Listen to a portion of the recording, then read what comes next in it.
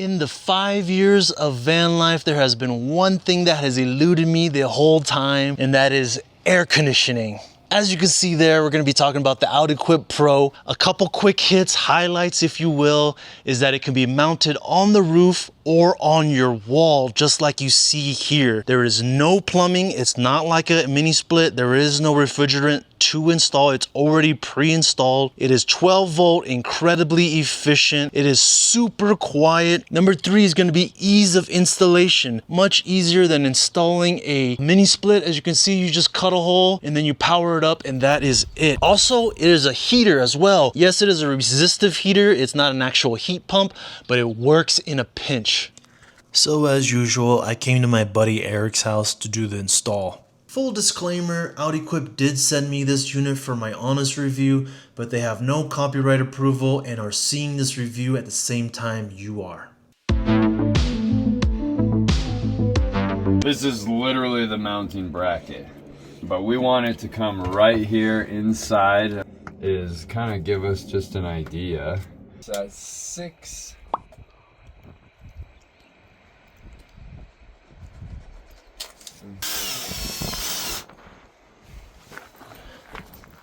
How's that one look? It looks further out than the previous one. Like by a 1/4 inch? Yeah. Yeah, that's right. Okay.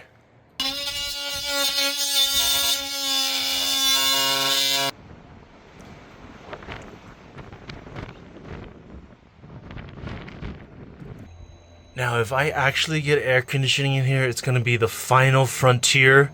Finally, some air conditioning here so I can travel wherever in the heat, 100 degrees, and not flinch. So hopefully this cracks the AC code. Now, I'm not going to get my hopes up too much, only because I've had that mini split in here for many years and it never worked. Good thing about this OutEquip is that you don't have to run any lines. The only lines that you run is for power. You're not running any refrigerant or anything, making sure all the lines are good and there's no vacuum leak and yada yada. This one here, all you do is mount it and then connect it to power. So I'm gonna keep my fingers crossed here, guys. Is that the plastic trim thing? It's a metal trim thing. Oh, okay. Yeah, so Does I'll it- zip this out. At least we'll have that much more space. Yeah. Was that installed? You guys put that in? Is it pushed in right now? It is. Okay. We put some butyl tape on it, so it's holding put. Oh, okay. But it's not screwed in or anything. Yeah. Yeah. Real good. Yeah, you clean it up and call me again, would you? Okay, sounds good. Great. And then Thank you. Yes, you're welcome. So I'm taking out all the insulation as well, so the wood could sit in here and have this little rectangle piece that I can drill into. Because while this is enough, but I would definitely feel a lot more safer if there was another piece of wood in here. Get in there. Yeah. Oh yeah, it's in. I just don't want to go Too far, yeah.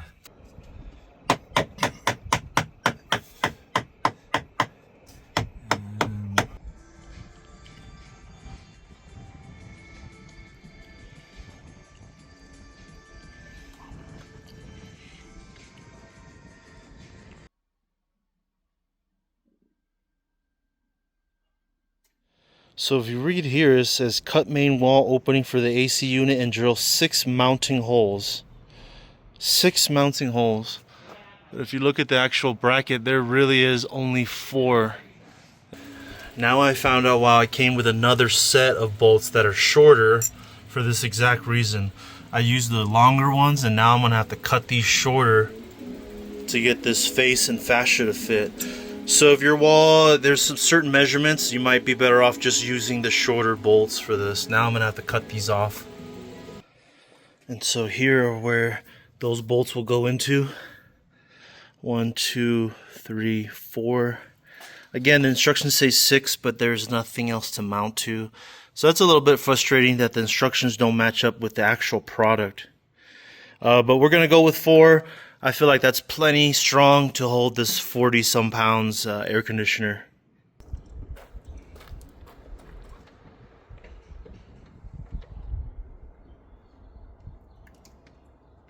Okay, after adding in that brace, we found out that the brace is a little bit too low, so we're gonna have to cut some more of it out on the inside just to make sure everything fits flush on the outside and the inside. So that's kind of difficult when you have two walls to deal with like I do. It's not always that way. If you guys buy this and get like a metal car, like a Sprinter or something, you're not gonna have two walls to deal with like I am.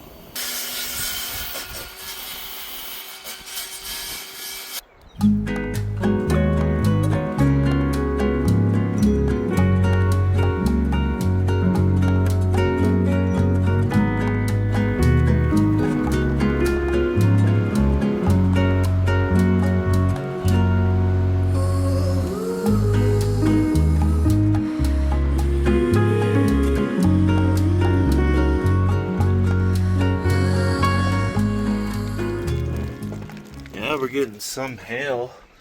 This is what she looks like so far. I'm gonna have to trim this wall a bit in order to get this to fit.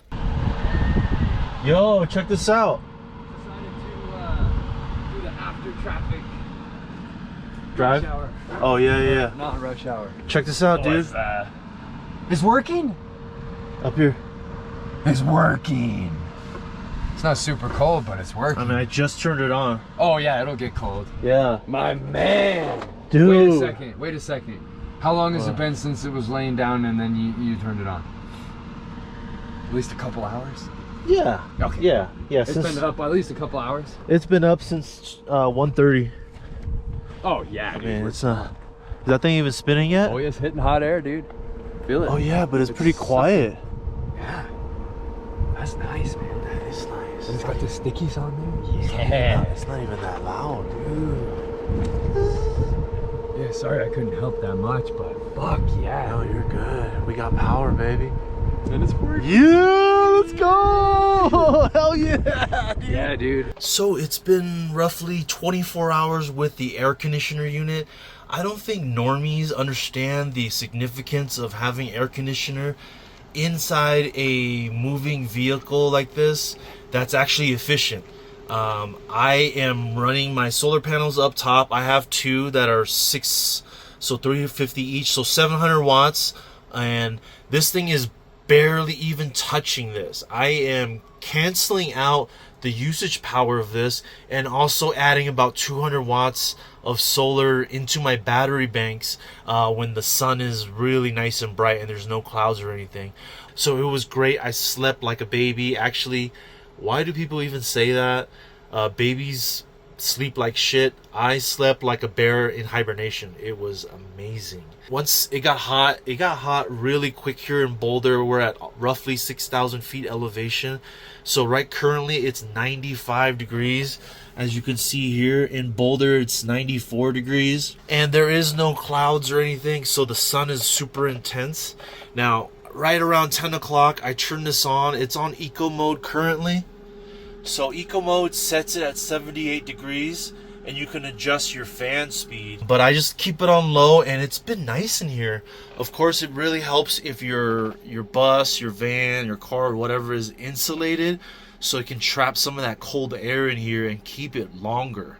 So far guys, 24-hour review. I am absolutely ecstatic. This has been the final frontier for me for van life. Going on 5 years now, finally having AC. We made it, guys. We made it. I really feel like this is a team effort because so many people helped me out with this. Shout out to all my friends that helped me out with this. I cannot thank you guys enough. Oh, real quick, if I didn't mention it, sorry if I'm all over the place, guys. I'm a little excited. But I checked and it on my Victron to see how much this is pulling. In terms of amps, as soon as I turned it on, it was only 26 amps. So that's great. And in terms of wattage, it's about 300 watts.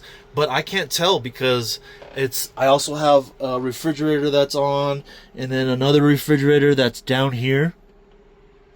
So I have these fans and a couple miscellaneous things that's running at the same time. So in total, it was about 300 watts. So the AC itself is most likely, under 300 watts, which is really efficient. Okay, let's test the snug factor. So side to side, zero give. You even move the truck, but I would say up and down, zero give as well. But if I'm lifting the back end away from the front end, you know, there's a little bit of a scooch there. But I'm not worried about it all because it's through 3/4 inch wood, fiberglass, then a 3/4 inch wood, and then another 1.5 inches of wood. And then it comes out through a 1/4 inch paneling that's also wood. So I'm not worried about this one bit.